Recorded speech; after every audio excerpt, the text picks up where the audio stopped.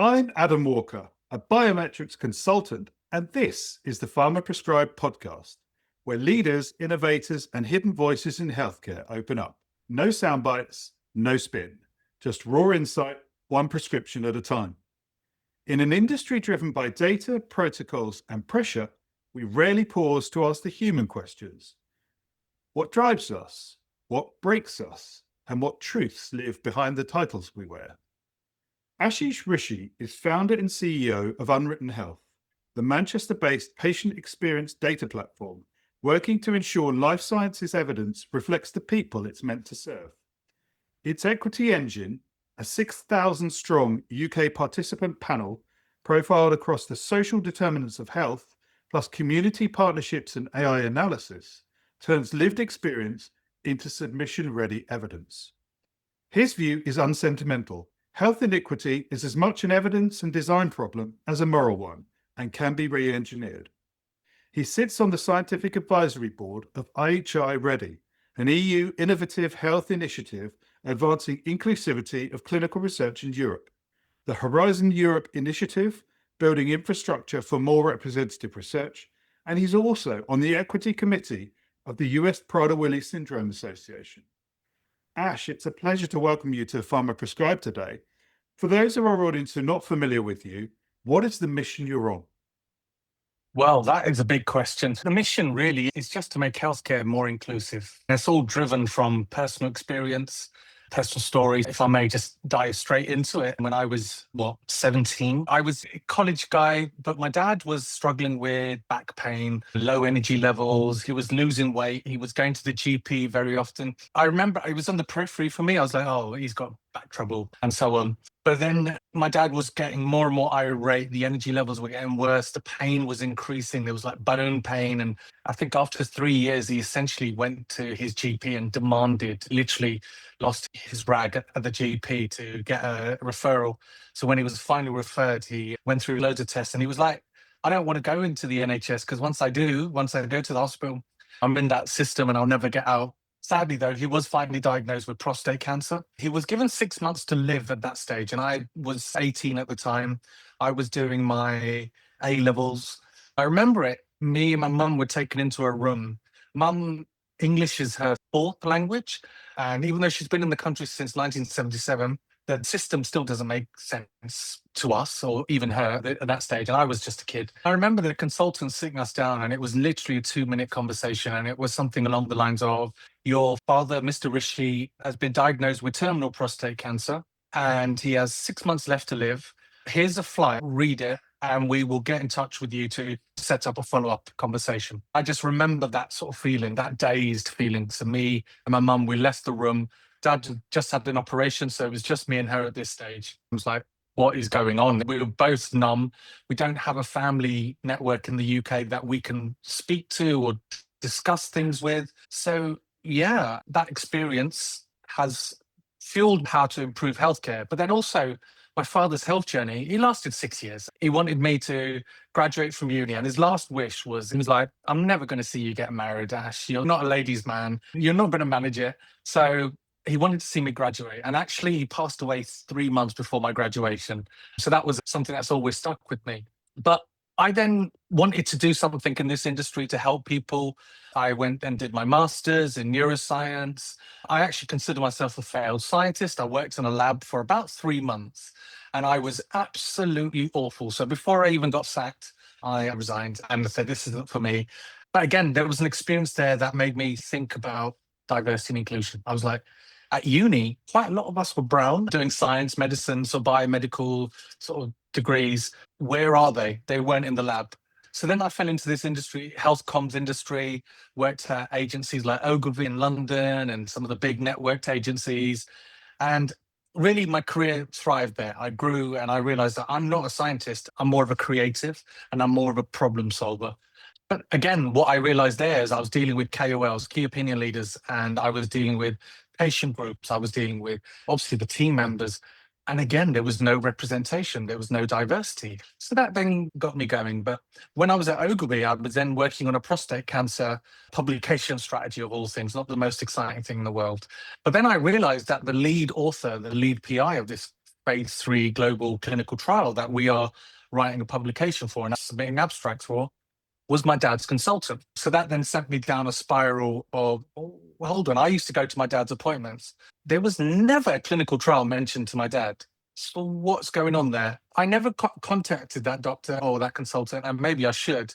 But when I looked at the inclusion-exclusion criteria, there was nothing there that my dad wouldn't have been given that opportunity. The only thing was he was a younger man, but there was no age restrictions on that inclusion criteria or exclusion criteria. So that really did drive me into this whole environment of inclusivity problem within clinical trials. Then I read and I studied for years and I was like, oh my good God, this is awful. I tried my employers to tackle it. Let's do something about it. Yeah, it wasn't much good. So then when I got to a stage in my career, I founded my own patient engagement agency. I launched that in 2015. I got to a place where I was like, the leaders in our industry, sometimes they're great. I'm talking now vendor side, no one get offended. But when you're talking, it's all rinse and repeat. And really what I wanted to do was push and innovate. I think that's the only thing that gets me going, is to push the agenda, push the discussion, and really make things better. So I set up this agency and I was talking about diversity and inclusion, and it was tumbleweed for years. Then the pandemic happened, and then literally a month later, Black Lives Matter, George Floyd's passing occurred. From there, every pharma company, every life science company, every vendor was blacking out their social media, standing in solidarity that they're going to do something about it. I thought, that's my opportunity. I'm going to then hold every single one of these companies to account. From there, the company grew. I started making a movement. It became a global company, but there were still things missing for me. That's where we probably get into a deeper discussion around the infrastructure still isn't built to make clinical trials or healthcare inclusive. And I think that's basically the next phase of my journey. Firstly, thank you, Ash, for explaining and describing how that loss of your father fueled the energy in you in which we see today. It's so clear listening to your voice and listening to the energy behind that your why is driving you every single day. On this podcast, I've interviewed many people who share similar drive and determination that you do. What did you do with that, and how did you turn that into something positive? Because as you said, and as you described, there is an awful lot of inertia in this industry, particularly around medcoms and patient enrollment, patient recruitment. I've experienced it myself in early phase. How have you tried to shift the lens around that into something more tangible and realistic that you can take forward? Yeah, I think that's been probably the hardest thing that I've had to do. There's a lot of academic research out there that proves the thesis, but I think there wasn't anything applicable, nothing real world, nothing real life. So I actually set up a campaign called Demand Diversity, where we would commission research off our own back into the challenge around diversity and inclusion from a community and a patient perspective rather than healthcare and the sort of clinical trial system perspective, because we know that story. There's time pressures, there's budget pressures, there's so many pressures.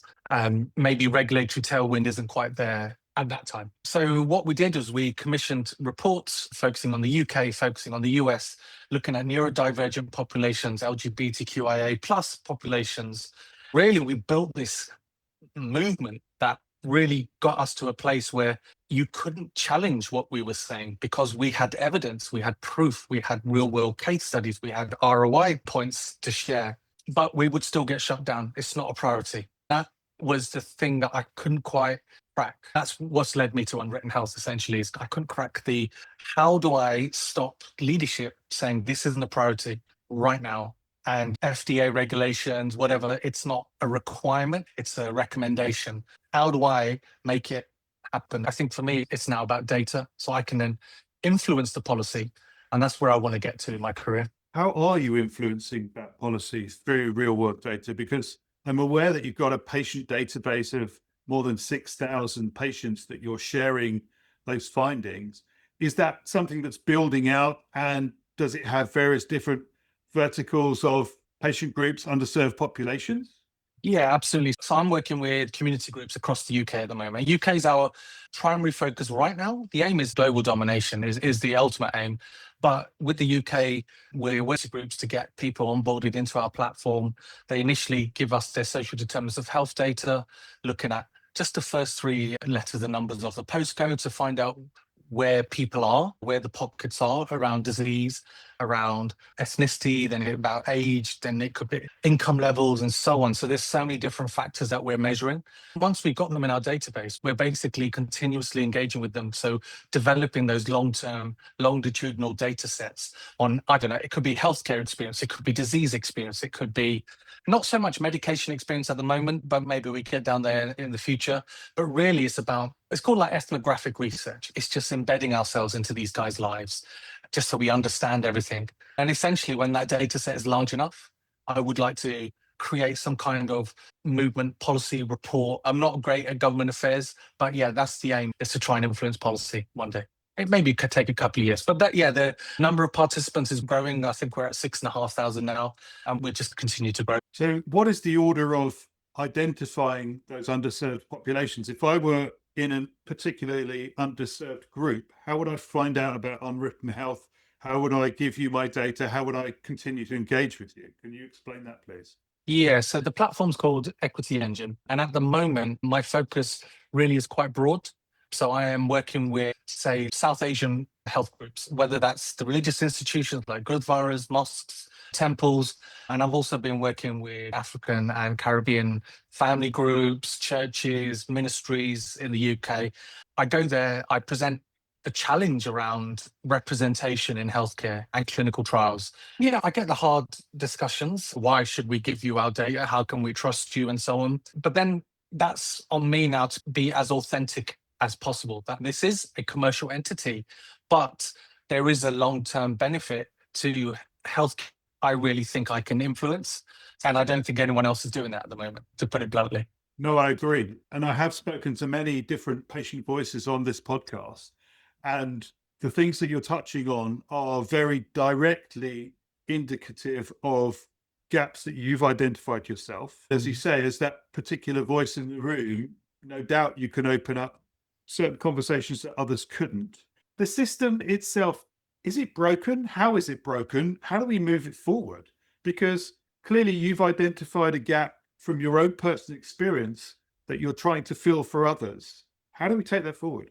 Yeah, it depends which system we're talking about. So if I just focus on clinical trials and pharma biotech side, life sciences, that system is broken in terms of clinical trials. So I've coined this term called inclusion debt. So basically at every stage, you're making your inclusion debt worse and worse. So it comes from early discovery. The scientists are doing great work. I'm not questioning that.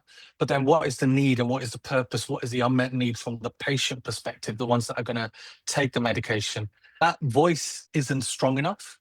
In our industry, we are doing focus groups, right? But we're building multi-billion-pound-dollar programs and product launches on a focus group of 8 to 10 patient experts. And they're experts. They're not the lay people. They're not the ones who don't know how to advocate for what they need in their healthcare experience. So it's a very different sort of approach.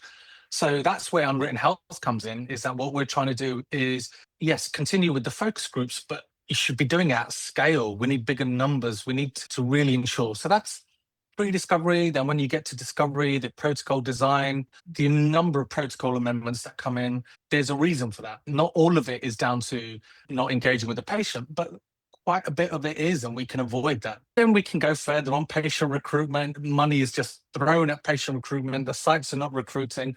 Why are they not recruiting? They're just told to fill out a site feasibility sort of questionnaire. And I don't know, Adam, you asked me, can I do X, Y, Z? I'm going to go, yeah, of course I can. Of course I can. At the end of the day, it's business. So then what happens is they'll go to a patient recruitment vendor, throw money at Facebook ads. But that's going to be geared towards certain populations that are willing to share their data on social media, which is decreasing on the whole.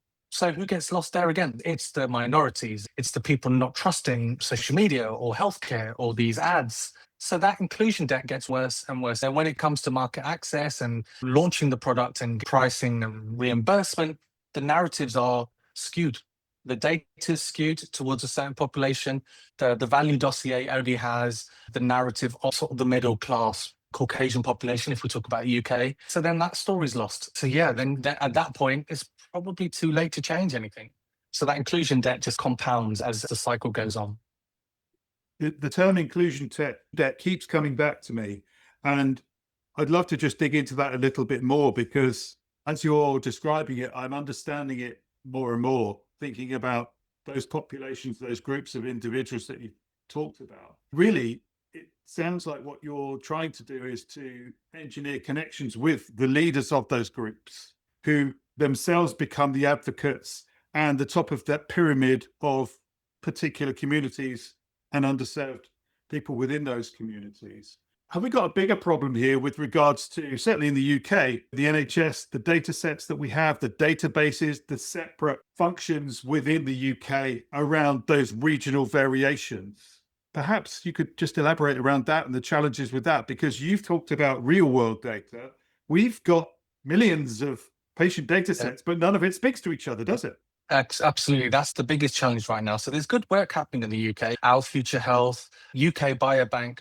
But again, it's all fragmented. It's all quite cloak and dagger. How do you get access to this? I know Our Future Health are now piloting how they share access to these, but they're piloting it. You know, in our industry, or especially the NHS, pilotitis is a thing. It'll go on for years and years.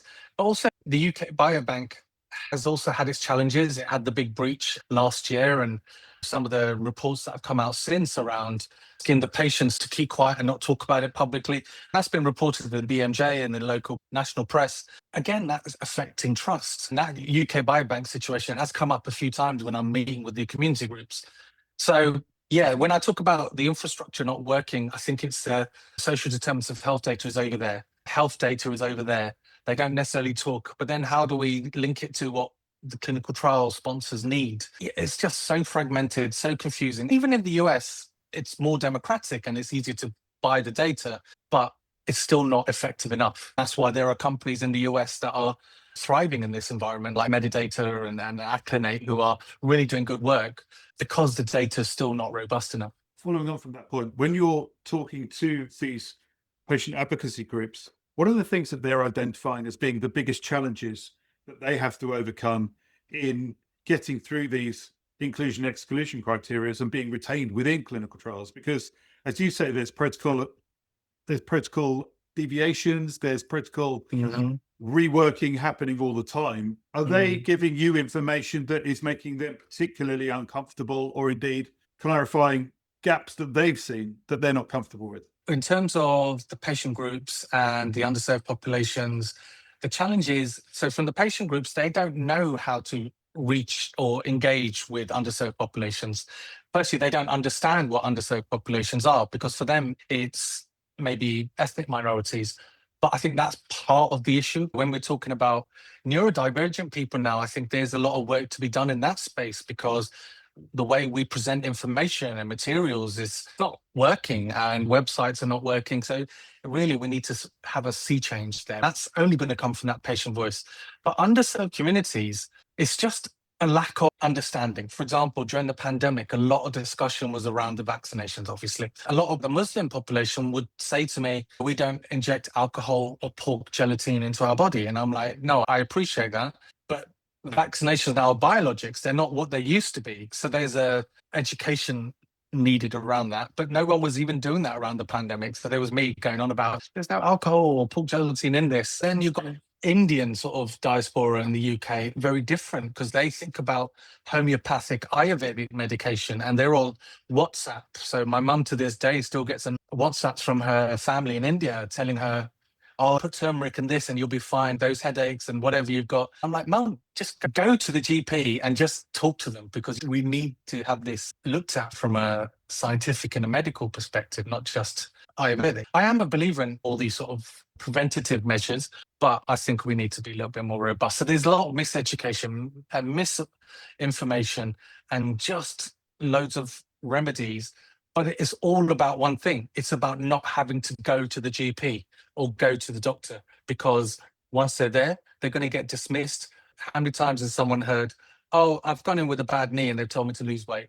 It's not helpful. It's not helpful at all. So I think that's something that really needs work. Yeah. Thank you for clarifying that. That's really helpful. Today's generations are also very much governed by technology. And I would imagine, and perhaps you can elaborate on this, if this is particularly a thing, How has the advent of certain technologies around artificial intelligence and large language models enabled you to do more with your real world evidence data sets? Yeah, it's been very positive for me because I think we're ring fencing our data. So we're not using publicly available data. So from that, we can synthesize our data much quicker. So through the platform, a client could just literally ask a question of the data, literally like a chat GPT interface, and it will give them responses. So like, for example, I was working on a prostate cancer patient recruitment strategy thing through our platform, and I uploaded the flyer. And I asked, what do you think of this flyer? It was much more articulate than that. The flyer had a black man in a polo t-shirt on a golf course with his wife. They were smiling for the photograph. And that was the front poster. Immediately, all the feedback I got back was, I am never going golf with my wife. She'll ruin the experience. Secondly, it was, I've got prostate cancer. I'm not likely to be on the golf course. Thirdly, if I am on the golf course, I am not going to be smiling while I've got prostate cancer. So it's just that disingenuous sort of design sort of principles that also come across that our platform can tackle. So yeah, there's a lot of that going on. That's helpful. And then moving that forward, do you do any clever things with the data that you're then collating and collecting? Because, of course, epidemiology, statistical analyses are inevitably going to be an element of that, and how you then translate that forward into patient populations. Yeah, absolutely. So we're working with Lancaster University, who are doing some modeling work for me right now on how the AI can synthesize the data from a statistical, but from a qualitative sort of perspective, and really bring it all together in an output that firstly doesn't bring any bias into it. Secondly, doesn't hallucinate, even if it's based on our data. We really need to tackle that. But yeah, they're the sort of challenges that we're dealing with at the moment, and also where the data centers sit as well. So I'm trying to find like a data center that is a green data center. I don't even know if that exists at the moment, but moving to this zero carbon net targets, really trying to tackle that is hard work. So yeah, I've gone off of a tangent on that one. Yeah. I think that's really helpful. Actually, in the past, when I worked in early phase, I did do some work also with Lancaster University, and I know they've got a huge biomedical and statistical component there. They've got some incredible professors and academics that kind of cross the barriers between academia and pharma. And yeah, I saw that firsthand. Very impressive facility there. Yeah. And highly regarded. How do you see this playing out? So for Unwritten Health, for the last couple of years, you've had a plan. What's the future plan, and where do you see this going? In other words, I'm assuming you want this to become not just a profitable business, but also your data sets that you've got right now under 10,000. What is the goal for that over the next couple of years? Yeah, so I think so for me, I'm at that stage where I've got the pilots, I've got the validation, I've got my first set of clients. It's now about getting investment into the business and then scaling. I think it's the only way I can take it. The aim is to try and get 10,000 people by the end of this year, then 25,000 by the end of next year, and then just keep growing it. Then we are going to be moving into Germany, Spain, Italy, and maybe Portugal next year. So yeah, we're going to keep on growing from that perspective. But yeah, the aim is then to launch it in US and go global. I think there's a need for Unwritten Health. Yeah, and usually what I've spoken to other people on the podcast around has been that scalability piece. It's the proving the concept, isn't it? Then it's pushing it out to the different geographies, escalating, and having local individuals that can access those particular groups. Is that the plan? Yeah. Yeah, absolutely. Because the model that we have at the moment, I'm doing this all on my own. So the fact that I can do this on my own in the UK means it's not going to be a people heavy business, but also it's going to have that human touch as well as that technological sort of background, which is the way forward. Yeah, and I think that's a really key point that you make there. Being a founder and entrepreneur myself, the hardest thing I find, and I don't know whether this is your experience, is actually getting your message out there. Before we hit record today, I did give you kudos, and I'll repeat myself again. Some of the messages that you're putting out there on your direct to camera videos on LinkedIn and various other platforms, as well as engaging with key opinion leaders in the space, recording those and putting those out there, clearly help to get your voice out there and your face, and people get used to hearing and seeing what you're doing. How is that translating into opportunity for you? At the moment, it's Probably people like you have been really good for me, actually, because I think you're giving me this platform. But at the moment, our industry is quite a closed industry. It's an echo chamber. So trying to break free. And when someone is talking different and challenging everyone, I am challenging people and saying this isn't good enough. Silence does creep in. So people are slightly intimidated by that. But the marketing and getting my voice out there, I think as long as I'm consistent, I think the opportunities will come. I have had a couple of like top 5 pharma companies approach me and I'm in discussions with them, and that only through my videos and my content. So I'm excited by that. But we need more people like you, essentially, I think, in this industry to really give people like myself that opportunity to talk about myself and my company. I'll send that right back at you as well. The reason this podcast came about was because of conversations like today, because I really felt that there was no podcast out there where people were having honest and truthful conversations behind startups and entrepreneurs and doing things differently to the way that we've always done it. I've said it several times before, but like you said, and not to echo that back, it is a very conservative industry, isn't it? Clinical research, market access, medical comms, all of this is extremely vanilla. That's just what it is. Yeah. When I see people agitating and challenging the status quo, those are the people I gravitate towards, like yourself. Because if you've worked in this industry for any length of time, as we have, you find your path, and it's not always the route of least resistance anymore. That's how I've translated that into this podcast. It's just, I've seen it and I've heard it too many times to think that is okay anymore. Like you. Yeah. I think when you touched on neurodivergency, that's a real key point now, because whether we like it or not, more and more people are identifying as being neurodivergent, certainly are challenged with social situations, social cues, invasion of personal space, all of the things that come with particular neurodivergencies. I see that firsthand in friends and family around me and wonder how that will be translated. When you call upon that in your example, I just thought, oh my goodness, yeah. So these people aren't ever going to come to a clinical trial, are they? Or if they are, how do we get them through the door? How do we get them to understand that this is in their best interest, as well as the people behind them that might be following them, their friends, their community, their other people that they're spending the majority of their time? Yeah, there's that sense of overwhelm. I've had quite a few different conversations, and just the idea of going into a hospital or going to see their GP brings a sense of overwhelm. So they get anxious and then that sort of spirals. And yeah, I think there's going to need to be quite a big change, I think, in how that happens. Even the waiting rooms can be overwhelming. So there's so many different things to think about. 100%. Yeah, no, I totally see that. And then I was thinking about OCD and cleanliness and being a particular challenge for certain people, as well as, like you said, there's noise, there's colors, there's sounds, there's lots of different people. So if you were to develop a neurodivergent-friendly clinical research unit, what would that look like?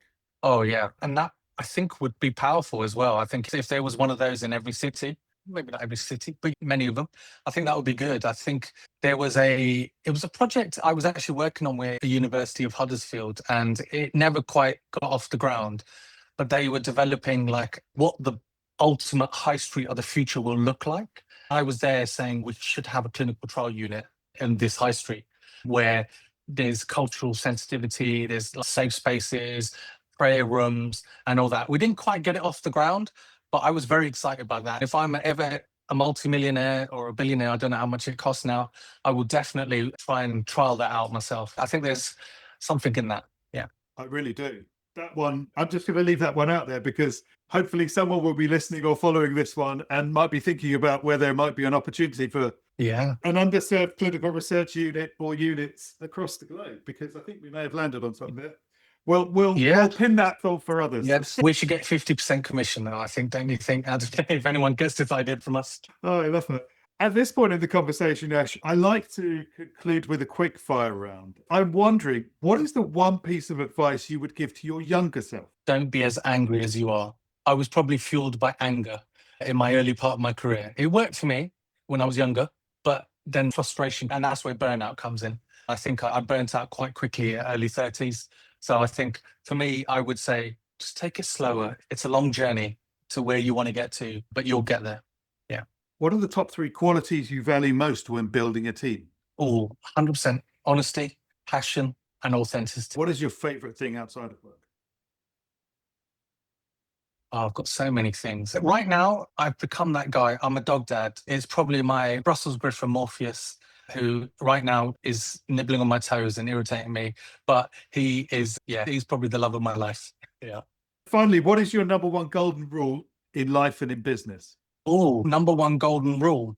It is authenticity. So yeah. So for me, whenever I go into presentations and so on, I'm never that polished guy. I think they expect me as a CEO of a business to come in and I'll be like snake oil salesman type. And I just can't do that. So I will be myself, present an authenticity. It's got me where I am. And that's what I will try and keep.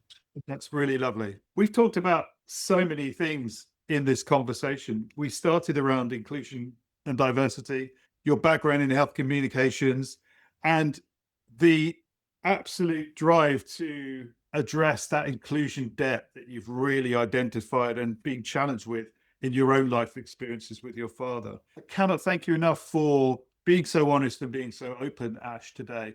Is there any other aspect that we haven't covered today that perhaps we should have done?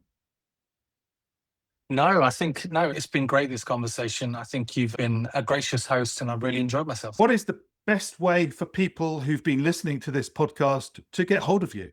So the best way for me is LinkedIn, Ashish Rishi.